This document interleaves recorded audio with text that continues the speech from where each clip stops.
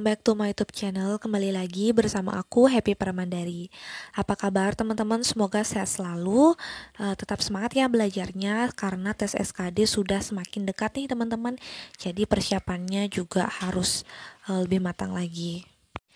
Oke, pada video kali ini aku akan bahas soal TIU, yaitu tentang silogisme. Jadi setelah sekian lama aku fokus bahas TWK, nah sekarang kita beralih ke TIU dulu ya. Karena udah dari lama juga nih teman-teman banyak yang request soal TIU. Tapi sebelum videonya dimulai, aku mau ingetin nih bagi teman-teman yang belum subscribe channel aku, silahkan di subscribe sekarang juga ya teman-teman. Jadi jangan cuma nonton aja, tapi ingat juga ya di subscribe agar channel aku semakin berkembang dan teman-teman juga tidak ketinggalan video terbaru dari channel ini. Nah, bagi teman-teman yang baru bergabung di channel aku ucapkan selamat datang. Nah, bagi yang udah lama nih subscribe, aku ucapkan terima kasih banyak dan aku doakan semoga tahun ini bisa lulus menjadi ASN. Oh ya, sebelum lupa, ini aku mau ngasih informasi untuk teman-teman yang kemarin menanyakan, Kak, di mana bisa ikut tryout online. Nah, ini aku ada informasi dan rekomendasi yang bagus untuk teman-teman yang mau mengasah kemampuannya. Dalam mengikuti CAT ini ada tryout online gratis yang diadakan oleh sahabat CPNS. Nah, untuk caranya gampang banget, teman-teman tinggal buka website www.sahabatcpns.com atau teman-teman juga bisa klik linknya di description box, nanti aku taruh linknya di sana. Kemudian teman-teman daftar atau buat akun. Setelah membuat akun, teman-teman silahkan login. Kemudian klik di bagian dashboardnya.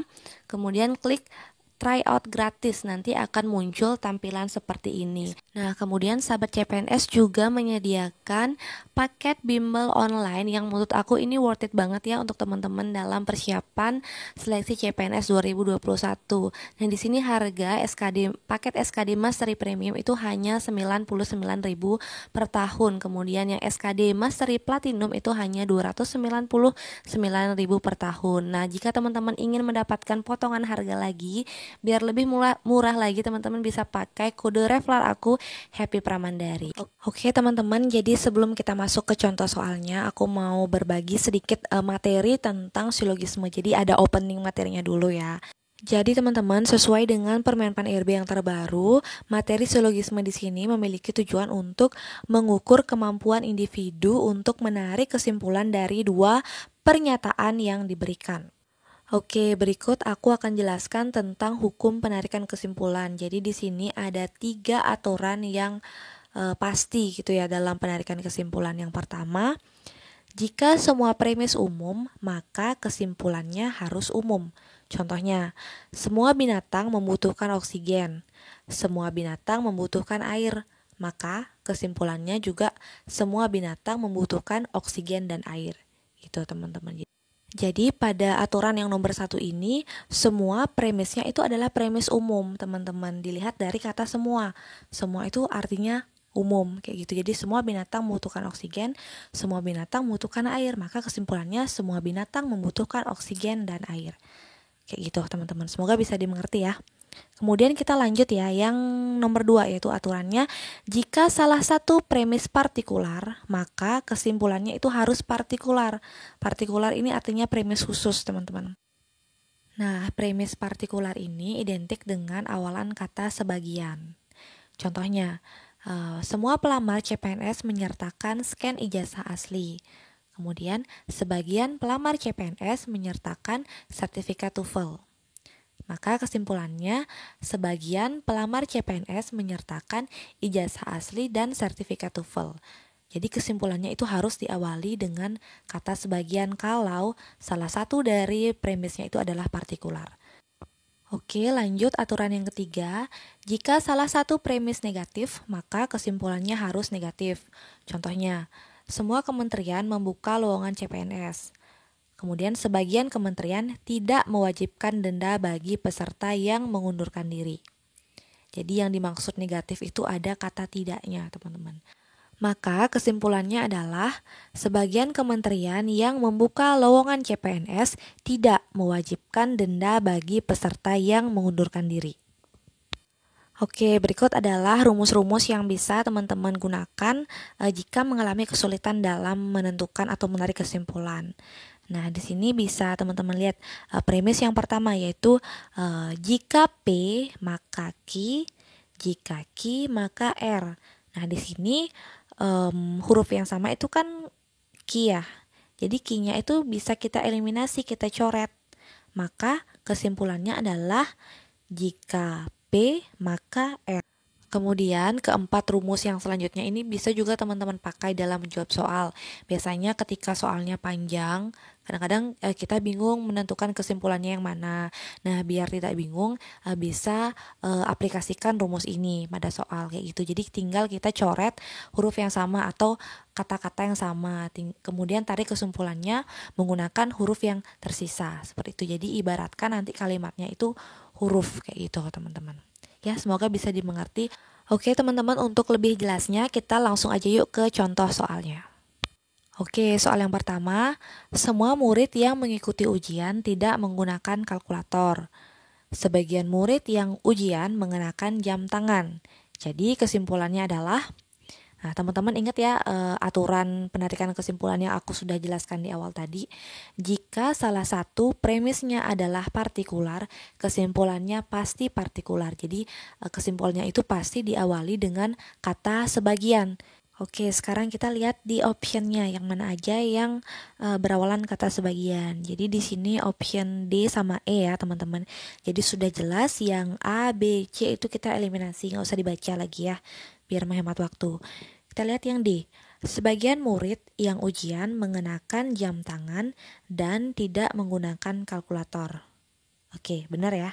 Kemudian yang E, sebagian murid yang ujian mengenakan jam tangan dan menggunakan kalkulator. Oke, jadi yang E kurang tepat ya teman-teman karena premis mayornya itu adalah semua murid yang mengikuti ujian tidak menggunakan kalkulator. Jadi kalau di sini kata-katanya menggunakan kalkulator otomatis salah ya.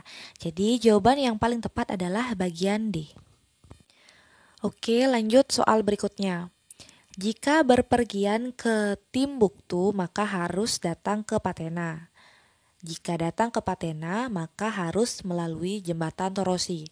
Jadi kesimpulannya adalah, oke teman-teman bisa pakai rumus yang aku sudah jelaskan tadi ya.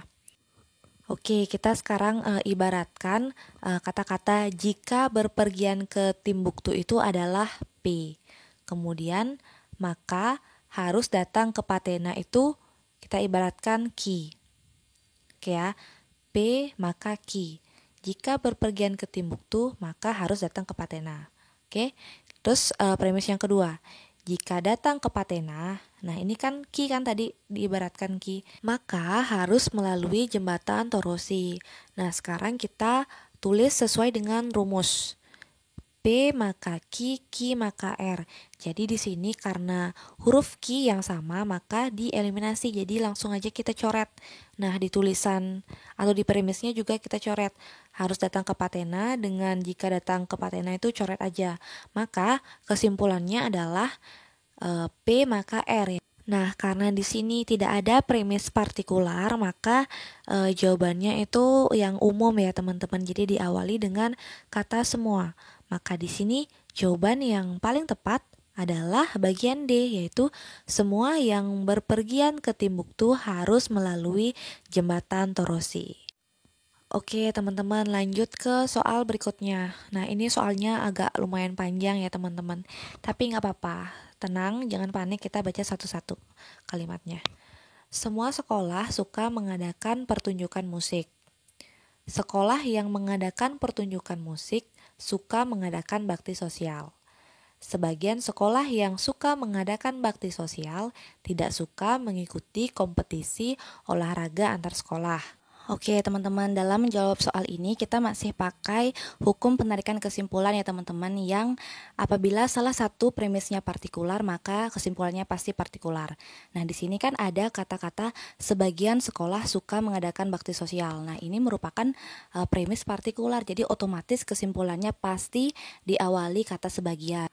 Oke, kita lihat di option yang diawali dengan kata sebagian itu adalah bagian A dan D, sedangkan yang B, C, dan E kita langsung eliminasi, jadi nggak usah dibaca lagi teman-teman ya.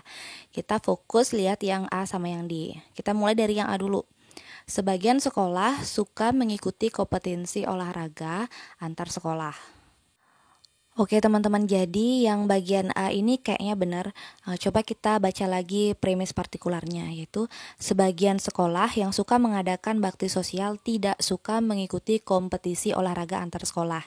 Nah, kalau sebagiannya tidak suka mengikuti kompetisi, berarti sebagiannya lagi suka, kayak gitu teman-teman. Jadi make sense ya yang A.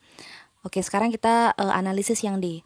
Sebagian sekolah suka mengadakan bakti sosial dan tidak suka mengadakan pertunjukan musik. Oke, kita baca sekarang premis umumnya. Semua sekolah suka mengadakan pertunjukan musik. Sekolah yang suka mengadakan pertunjukan musik suka mengadakan bakti sosial. Jadi yang D ini kurang sesuai teman-teman. Maka jawaban yang paling tepat di sini adalah bagian A. Oke teman-teman, soal berikutnya, jika kondisi awak kereta api sehat dan rangkaian kereta api bagus, maka kereta api tiba di tujuan sesuai jadwal. Jika kereta api tiba di tujuan sesuai jadwal, maka penumpang puas. Jika penumpang kereta api puas, maka jumlah penumpang bus umum akan berkurang. Ternyata, jumlah penumpang bis umum bertambah banyak. Maka kesimpulannya adalah A. Penumpang kereta api naik rangkaian kereta api yang bagus dan awak yang sehat dan tiba di tujuan sesuai dengan jadwal. B. Penumpang kereta api naik rangkaian kereta api yang tidak bagus tetapi awak kereta api yang sehat. C. Penumpang kereta api naik rangkaian kereta api yang bagus dengan awak kereta api yang tidak sehat. D. Penumpang kereta api naik rangkaian kereta api yang bagus dan awak kereta yang sehat dan tiba di tujuan tidak sesuai jadwal. E. Penumpang kereta api naik rangkaian kereta api yang tidak bagus dan awak yang tidak sehat dan tiba di tujuan tidak sesuai jadwal. Oke teman-teman, silahkan difikirkan jawabannya apa, silahkan dianalisis soalnya. Ini adalah PR untuk teman-teman, silahkan dikerjakan secara mandiri. Nanti jika sudah ketemu jawabannya apa, silahkan komen di kolom komentar. Dan bagi teman-teman yang ingin tahu pembahasannya bagaimana, silahkan bisa di follow Instagram aku @happypramandari. Nanti aku akan bahas di Instagram story aku. Oke teman-teman, mungkin sekian dulu video kali ini. Terima kasih sudah menonton, mohon maaf apabila ada kesalahan. Oke teman-teman, jika menurut kalian video aku ini bermanfaat, silahkan diklik tombol like-nya, kemudian bisa juga di-share ke sosial media yang kalian punya, ke teman-teman kalian sesama pejuang CPNS agar memberikan lebih banyak manfaat. Oke, I think that's all. Thank you for watching. I'll see you guys on my next video. Bye-bye!